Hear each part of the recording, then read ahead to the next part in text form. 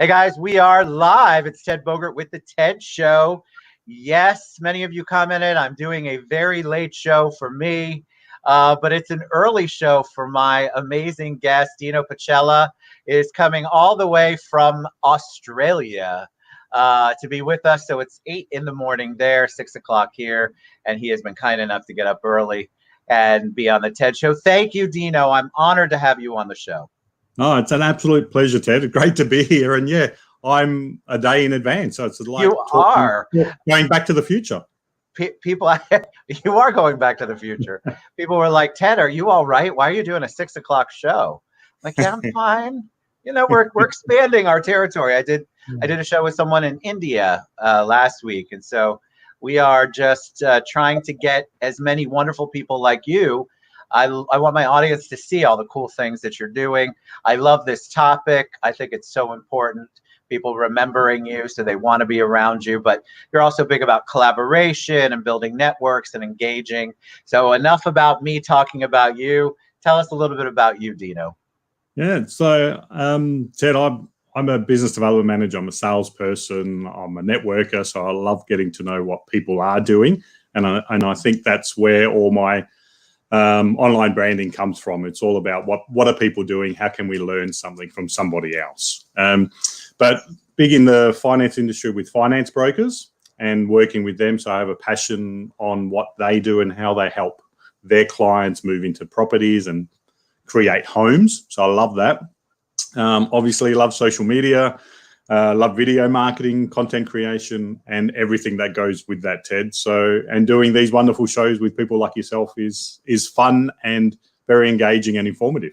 So, well, I mean, I would imagine with that voice and that accent, people would buy anything from you, you know. I haven't heard that about the most respectful way. So tell us what you wanted to be when you were growing up, though. Give us a little background on you.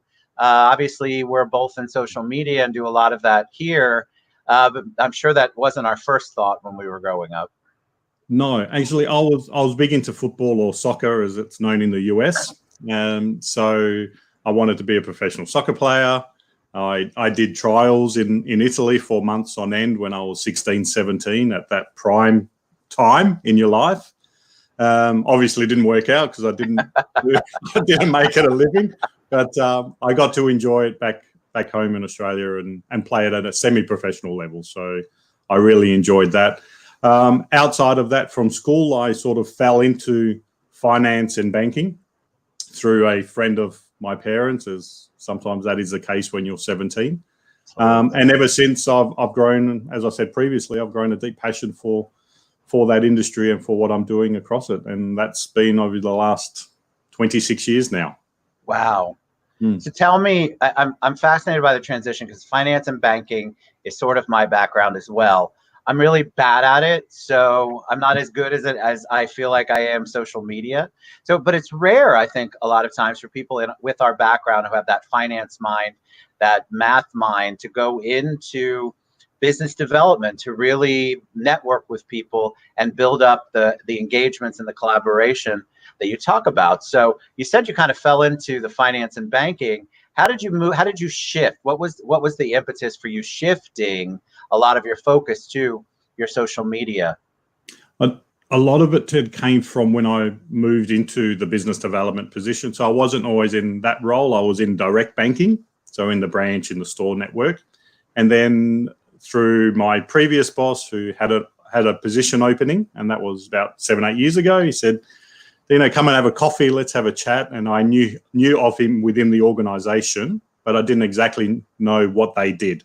So after talking a little bit, it was basically a relationship business, going out and providing the product and solutions to brokers where they can on-sell it to their clients. And I thought, oh, that sounds pretty good. I can go out and have some coffees and have some lunches, Ted, beautiful steak lunches. Absolutely. Obviously a lot more to it, but I love the relationship side and meeting people, building that rapport with them, learning what they do and how you can actually help somebody's business grow. And I think that's that true value of wanting people to be around you. Yes, they need to like who you are, but I think when you provide those values and find solutions for problems within their business where somebody else may not have that ability to do so, I love Right. doing that. And I think that's where that business development aspect comes into it. Where did you? It's one thing to be a business development person. I understand that because I do it. It's another thing to really build. You walk the walk and talk the talk. You talk about building, engaging in collaboration, but you're doing it on such a large scale. So it's one thing to do it person to person, have drinks, have coffee, have lunches, but you really have figured out a way to engage in an impactful, meaningful way uh, via social media. So how did that come about? Because I think a lot of people, I had people go, "Wow, he's got a lot of followers."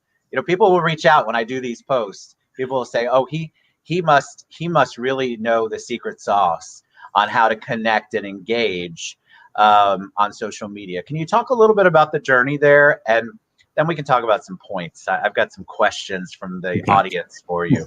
Okay, no problems.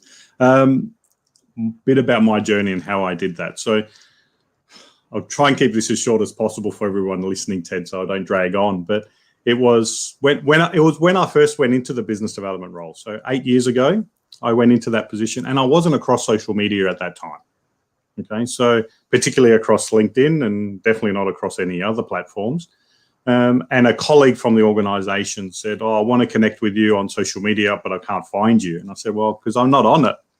He goes, "Oh," he goes, "You're not even on LinkedIn." He goes, "That's a bit crazy." And I went, "Oh, is it? Why?" And I said, "I don't need to be." I said, "I do enough." He goes, "Well, don't you want to showcase what you do?" And I went, "Yeah, of course I want to showcase what I do and tell more people and get more business for the company and do all of that."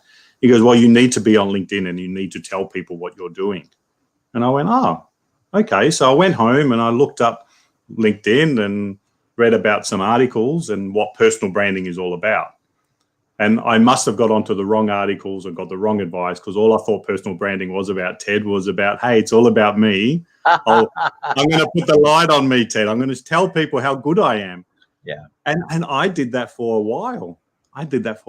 And then it wasn't until a few colleagues, a few people that I hadn't known that were watching my content said, "You're coming across a little bit arrogant." And I went, "Oh, no, I'm not." "What do you mean?" And I looked back on the stuff and I went, "Oh, shit, Ted, they're right. They're right. I've got to change this."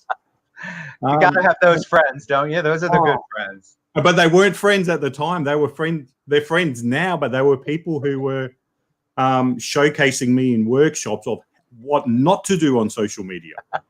And they told me that, and they showed me some of the things, but they're great friends of mine now, I can tell you that. So it was all about, how do I change that persona, that perception of who I am? And then I started turning it around, and I thought, well, maybe I need to concentrate on adding value, and as we talk about that authenticity, that rawness, all of that, but more so, how do I share that with people, with taking the spotlight off me and trying to shine it on people around me and making people feel important. So it's not that what's in it for me factor anymore. And once I did that, that perception changed, people started reaching out, and it became a lot more of a warm circle of what I was doing, rather than, hey, look at me now. So that's a little bit how I changed it. And I'm so glad I got that feedback. And I'd encourage people, if you're not sure where your brand sits, message a few people. They don't need to be friends, because you don't want your friends to say, "Oh, we love you, here's a pat on the back." So true. Yeah. Just reach out, and if there's somebody that has liked a couple, just send them a message and go, "Hey, do you mind just giving me a little bit of thoughts, what your assumption is of me, without me speaking to you first?" And get that, and ask them to be as honest as possible and see what comes back, and maybe do that 3 or 4 times with different people. And it might just open your eyes when it comes to building networks and building your own brand. That's such great advice. I try, especially on LinkedIn. LinkedIn's the platform I'm learning the most about. And I reach out. I reach out to people and say, "Hey, this didn't get the amount of exposure that I thought it would for the guests," because I'm trying to get as much exposure for my guests. That's really where my push is. And people say, "Well, you should have promoted this way." I mean, I love the feedback, because there are things that I still don't know, and I've been doing it for a couple of years. And if you're just going to sit stuck in the same place, and do the same thing over and over again and go, oh my God, I can't figure out this social media thing, then you're missing the boat. But I think a lot of people don't have that epiphany like you did. Maybe I need to shift the focus, but that's powerful advice, in my opinion. I think that that's where you begin to take your business, your branding, your relationships to a different level when you take the focus off you. Now, it sounds easier when we're saying it. So how did you make the shift? Because you're focused on saying how amazing Dino is or how amazing Ted is. Now, what did you do to shift it so that it was where you were exposing and you were really shining and showcasing the people that you had relationships with? Yeah, I wanted to showcase a little bit more about who I was, not around who Dino, the finance corporate employee, was. And I thought, how do I do that? And again, use the people around you. So this is where your friends come into play, where you can go, hey, listen, I want to post this content around a little bit about my journey on what's taken me from A to B to Z, and say, are you okay with this? What would you think if I posted this content up? And they may be content around if you've had a life failure. So I've shared before, I'm divorced, Ted. I've shared that journey on what that looks like. I've had business failures. I've shared a little bit about those journeys. Sure. I've shared about journeys with my children going on social media, what that looks like. And they're going, yeah, that would be fine. Isn't that what it's all about? And then I did that and I went, yeah, people understand who I am. So when you are out at events, that networking, I think, becomes a little bit easier because you're just giving people, and not everybody is watching you and part of your community, but you give people that opportunity to come up and go, hey, I saw that really resonated with me. And all of a sudden you've got a conversation and potentially a new relationship with somebody. And that's how I started doing it. And it is. And I think that's the beauty of branding online is, yes, we get to do this with you, Ted, at this current time, but if you were down the road from me, we'd be able to catch up for lunch and meet face to face. And that's the beauty of these platforms. I love what you said about how when you make the connection, when you are out there and you're putting yourself out, that it resonates with people. I always tell people are paying attention. It may not be the people you think are paying attention, but people are paying attention. And I'll have people come up and say, I loved what Dino shared on your show. That really meant something to me, or that really touched me, or wow, that was a great idea. People are watching video, and yet sometimes it's like getting people kicking and screaming to come to the video world. I mean, obviously this is about 4 hours worth of makeup. No, it's not. But you have to kind of figure out your lighting. I'm not saying it's easy, but I'm saying if you haven't done it, there's no wrong way to do it. Just take the dive. But I encourage people not to say what they think other people want to hear, but much more along the lines of what you said. Tell them more about you. Share what you feel comfortable with. That authenticity goes goes many, many miles more than just putting out the basic old picture or, hey, look, I was top 5 in the company this month for the 3rd month in a row. And that's the only social media that you're putting out there. So right. I love what you're doing. So let's talk about true engagement, really wanting people to, when you connect with people, how you get them to want to be around you. Sure. I think that one's an easy one, and I hate saying this again. I feel like a broken record sometimes, Ted, but it's all around how do you make somebody feel important and how do you provide value to them? And I'm not saying if you've written a book that you're giving a free book away. I'm talking about how do you add some value with somebody, particularly around these challenging times that we're experiencing, is can I add value where somebody may be finding it difficult to get motivated throughout a day, but sees a content from you that you've created and you put online that was either that morning, the day before, 2 days before, that all of a sudden gets them shifting their mindset to go, oh, okay, I'm a little bit down, but I read that and, oh, okay, I can see the benefit of me getting changed and turning up and doing whatever I need to do, creating content, making that phone call. And if you can do that and you give people then the opportunity to potentially reach out to you or become part of your community and say, hey, I enjoy doing that, then it's engaging and responding back. And again, that is easier said than done, Ted, when sometimes you get 100 messages a day. But yeah. I think if you can put in that time and effort to respond to people, you're not just growing a follower base, because I really dislike that word follower. Me too. You want to create that community. And yes, that's all sunshine and rainbow type of stuff, but it's true. And I'm doing it now. Like, people will know off the LinkedIn platform in particular, when people send you an invitation request, you can only accept up to 30,000 of them. And then people need to follow you to become part of your community. Even when I'm getting invitation requests now, I'll still go through them every morning and send them a note saying, I can't accept, but would you like to follow? I'm happy to follow you back. So build a community that way. And it just gives people the sense to go, okay, well, you're not just in it for playing the numbers game. You actually want it to help people, showcase your value and learn off other people as well. So that's why I want to build a community, because I want to learn, and I want to learn daily. And when I'm scrolling through feeds and I'm following the right people, then they're putting out that content that's giving me value and it's making me feel important. So it's always that two-way street. But that engagement piece is just simply around making people feel important. And I said it on a previous live, Ted, that if you walk around or you're scrolling through or engaging with somebody, if you imagine they had a stamp on their forehead that says, please make me feel important, and you tackle that in the way that you engage with them, then you'll never go wrong. I love that. I think people get caught up in, they have to make it the perfect engagement. So they get so hung up on the words that they're going to say or the words they're going to write. And sometimes that engagement is as simple as checking in on somebody. Hey, I saw your post last week. How are you feeling? Or I saw you celebrated your anniversary. Happy anniversary. I mean, the engagement, guys, doesn't have to be this Albert Einstein wrote the theory of relativity down. And, you don't have to be like that. I think people overthink it, and therefore they overthink themselves right out of making that engagement and that collaboration. Correct. Well said. And you don't need to have that purpose around what am I going to get out when I want to engage with that person. You'd be surprised if you just engage in the sense that I write to you, Ted, next week and go, hey, I'm catching a few of the shows, really enjoyed this person. And that's it. You don't need to follow it up with 2 hours later. And by the way, Ted, have you heard about my Bitcoin? Yes. Oh my God, my favorite, right? So LinkedIn's famous for this. I love you, LinkedIn, but a lot of the contacts that I'm getting now, I'm getting a lot, right? So as you do more, people see it.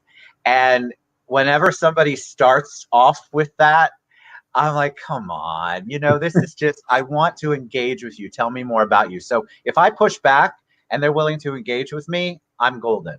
If I push back and all they want to do me is send me their thing to watch time and time again and have no real rapport, then that's not the kind of connection that I'm trying to bring into my world or bring into the sphere. Because these people could have an impact on people that we're doing business with, that we're working with, that we know personally. And so that's why I never say no immediately to a connection. I like to do a little research and a little engagement. I had somebody, you're everywhere. So I want to talk about your social media because you do it. There's not a social media platform, and kudos to you because you promoted like a champ. Thank you. Sometimes it's very hard to get people to understand the importance of that, not you. But how do you spread your time? How do you figure out how to be impactful and engaging and collaborative across all of those platforms? Okay. It's a good question, and I think it all goes down to how much time you can invest into making an impact across them. Fortunately now, well, unfortunately what we're going through, but fortunately that's given me extra time to invest across these platforms. Yes, I'll still place 90% of my time across the LinkedIn platform. That's my platform of choice, Ted. But across those other ones, so Facebook, Instagram, YouTube, and Twitter, I will still place a little bit of time into those, having a look through that content, because it is different across each platform, particularly YouTube, where I have that 15, 20 minutes and I can digest some video content. It's all around seeing how much time I can put into that platform. And I always invest at least 2 hours every morning and 2 hours every evening. That's the minimum I will do. Wow. But that's not for everybody. I think people would have a look at seeing how you can plug personal branding or social media effectiveness into your current lifestyle. And that may only be 30 minutes every day. And that's fine. There's nothing wrong with that. Right. But it's what you do with that 30 minutes that can make the difference. Are you just simply scrolling through like this, Ted, going, okay, I'm done, and a few likes here? Or are you actually creating some content, looking at the strategies on how to place them out, the timing to place them out, responding to those comments, engaging with others, all of that type of stuff? And how do you do that with the time without stressing yourself out about going, oh, I need to jump on LinkedIn today. Oh, I've done that. Now I've got to do Facebook quickly. Oh, I haven't gone on Twitter today. So if you remove all that anxiety and just have a calming effect going, I'm actually enjoying this.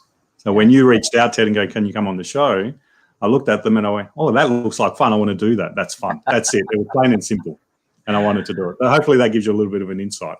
And you know what? And I'm honored, by the way, that you said yes, because this is new for me to reach out. I'm reaching out of my, and I want to encourage other people to do this. I'm reaching out of my basic, what I felt is a very large database of real connections. And I'm reaching out to people that I find interesting, that look like they have a real platform, not in my normal realm of social media. And what I'm finding is that amazing people like you coming on the show and just being able to engage with someone that I don't have a past history with, that I don't have all of these business relationships with. And it's so important because I can learn from you, because there are none of those parameters there. And I don't know the whole thing about Dino in the past. I only know what Dino's doing now, what you're doing now. And there's a power in that, guys. I think that you need to stop reaching out to people in your industry that you think are going to get you that next sale. That is not the way to build a relationship, especially across social media. I look for people that fascinate me, that I think have a great platform. And that's not for everybody, but for me, I don't want to have 9,000 people just in my industry, and that's all I ever talk to. And it's well said, Ted, in regards to how you mentioned around building those new relationships. That's exactly how you do it across these platforms and online. And I think you hit the nail on the head, so I'm not even going to add anything further. That's a rarity, Dino, right there, I can tell you. So tell me what when you're looking for a connection, because I think people, again, I feel like people are really hungry right now. They are feeling like this is a time for them. If they haven't already, you still have time to do something new, to go on a new trend, to maybe build a new business, to look at that side hustle, to really kind of expand your growth. If somebody said, or expand your business and grow, if somebody said, all right, I'm fascinated, let's take LinkedIn. What would be one or two things that you would say that maybe they could do specifically on that platform? Instead of spending time across all the platforms, I think LinkedIn is one that people miss, and I think it has an amazing amount of opportunities in it. What would you do? I'm doing this currently, okay? And you might have seen a post last week. So I've started collaborating with a few people where, like you said, Ted, previously I hadn't had a relationship with, and asking, hey, can we do something together? Or vice versa, that's coming also my way. And I think having that extra time and wanting to build some side hustles, some extra projects, now is a perfect time to do that. And whether you're repurposing your brand or repurposing the business or looking to expand to a next level, why don't you ask people where you haven't done business before? Because most of the time, as you said, Ted, they're hungry to do it now. Yeah. So I'm glad I did an ebook on personal branding that's coming out in a couple of weeks with a friend now, Nero, who's out of Colombo in Sri Lanka, where previously I have never written a book before, or I didn't have the time to do that. So why don't you place that extra time, even if it's an hour a day, into something that you've been wanting to do? And I'm sure anybody that runs a business has been wanting to expand, wanting to make extra revenue, wanting to promote the business. Right. Any business is in there, right? So even why don't you go out and collaborate with people that don't have to be in your industry, but ask them to come on, like a show like we're doing today, or ask them to give you some feedback on a product or service that you've been wanting to distribute out to the marketplace, and do things where potentially six months ago you didn't have that time because you were constantly running 12, 13 hours a day. So there's opportunity, like you said. I'm sorry, I didn't mean to interrupt you. Opportunity, like you said. And so talk about I'd be remiss if we didn't talk about your project, your book. Yeah, so this is really exciting. It's, as I've mentioned, it's the first time I've ever put words on a paper to actually be published, and it's coming out as an ebook. Should be out in the next 10 to 14 days. It's going to be on Amazon Books to start off with, and it's all around how do you build your brand, how do you double your value across social media when it comes to your brand. And the beauty of this book is, yes, it has tips and suggestions on how to do that, but there are blank pages with roadmaps, aims, objectives on that. So once you're actually reading it, you can physically print off that page and write your objectives and what you want to achieve from your brand, your strategies, your content creation abilities, and all of that, and grow it and keep some real analytics when it comes to your brand. So it's a real hands-on book, which I like. You don't have to print off all 61 pages. It's what it's about.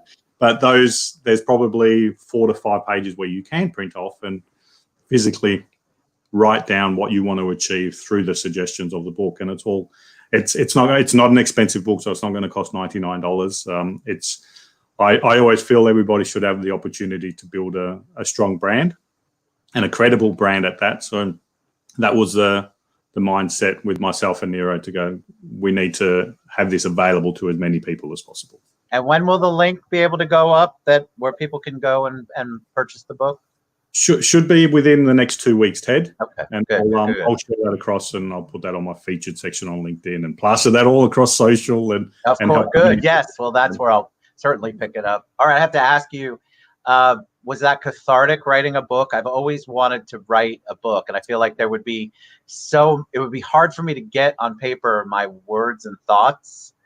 Maybe that's because I'm crazy, but I feel like there would also be some sort of cathartic experience there, being able to finally birth this thing that's been on my brain or in my mind. Yeah, it has been, and it was an enjoyable experience because I think a lot of that content I had or I've written in the past or put into video. So it was all about how do I put that pen to paper, and I was thinking, try and not get it to the perfection stage. Because we've got an editor that will go through that. So even if my grammar isn't the best that it should be, and it's not always the case, I just wanted to I was reading it and go, is somebody going to get something out of that page, and spending 60 seconds reading that? And if the answer was yes, then I sent it off. And I continued doing that. But it was fun from an aspect because I enjoy doing this. And I love doing this. And I hope I come across that and it's real. So I think when you're writing that book around your passions, it becomes quite easy and enjoyable. And that was the beauty of it. That's awesome. I think it's amazing when you can write down what your thought, and you're willing to share those thoughts. I think the collaborative spirit that you put out there, obviously, yeah, that's amazing, because a lot of people like to hold on. Oh my God, I can't let go of my ideas because that's going to make somehow me less attractive or less of a business person. And then that is just so far from the truth, the furthest thing. I think collaboration, that's a whole bunch of sharing is what it boils down to. So, all right. So I ask this of every guest before we head out. What have you personally done, just Dino, not business, not social media? What have you done to stay focused, to stay positive, to stay creative personally during the quarantine? Oh, that's a tough question, because I've been doing a lot of things. I'm trying to not put that on a social media or a business aspect. I would hate to say that I've been trying to work on my fitness, Ted, because going for a walk 3 or 4 times a week is not probably that's more than I do, my friend. So good for you. it needs to be more productive. I was playing tennis a little bit. We do have a park with a few tennis courts down the road from where I live in Brisbane. That started off, but again, like everything, unfortunately, it didn't become a habit. and I went back into my comfort zone and went, social media, let's build relationships. See, this is authenticity and vulnerability right here. That's what I love. I would mention. Sorry, go ahead. No, please go. You. I would love to say, listen, I went back into my healthy lifestyle and healthy eating, and I didn't go into the snack cupboard at 3 o'clock every day, but I would be lying, Ted, because those snacks, those candies, I've got a sweet tooth. I've got to stop it. I get it, my friend. Yeah, somebody was talking about Peloton earlier, and I just smiled. Yeah. I Wow. mean, jeez. All right. So, what's the best way for I have loved this. What's the best way for people to get in touch with you? What's the easiest way for them to reach out to you or follow you, wherever the best way that is? Yeah. So as we mentioned off the platforms before, so LinkedIn, Facebook, Instagram, Twitter, YouTube, you can do all of those. All of those should have either the messaging feature, or on LinkedIn, there's my email address, which is a public email. So you don't need to be a first degree connection to see my email. You're more than welcome to reach out. Obviously, if it's to get to know me, to let's talk about a new relationship, you'll always get a response. If you're probably selling me something on the first stage, potentially not, because there's hundreds of those that come through every day. Every day. Yeah. So that's if you're wanting to reach out and become part of that community, and let's do it the right way, and emails or send me a connection request, and you'll at least get a response that way, and that'll open up the messaging section on LinkedIn without even being a first degree connection. Perfect. All right. And Charlotte, I see you asked the question, and both Dino and I will answer that. It came in on Facebook, so we will reach out to you. Same to you, Shirley. Thank you so much for getting up early. It's My Tuesday. Pleasure. What is the day? Yeah, it's Tuesday in Brisbane, Australia. So I'm just very thankful that you were open to allowing me to reach out and coming on the show. And that just shows a lot about you, that you really walk the walk and talk the talk with the authenticity and vulnerability. I appreciate that very much. So we're gonna continue to follow you, Dino Pacella, and we're gonna look for the book. And as soon as it comes out, tag me, and I will share it with everyone. Thank you so much for taking time out for the audience and for me. I really, really appreciate it. So it's been an absolute pleasure. I'd be remiss of me if I don't say I absolutely love the shirt. It does wonders with that blue jacket. So thank you. Thank you. I love the look, and I love the background on the pull-up banners around choosing freedom. Thank you. That says wonders. But thank you so much for having me on the show, Ted. Really enjoyed it. Thank you. Me too. Thank you so much. All right, Dino Pacella, guys, reach out to him. And if you can't find him, I've tagged him everywhere, but reach out to me and I'll get you to him. All right, y'all have a good night. You have a great morning, my friend. Talk to you soon. Bye-bye. Bye-bye, guys.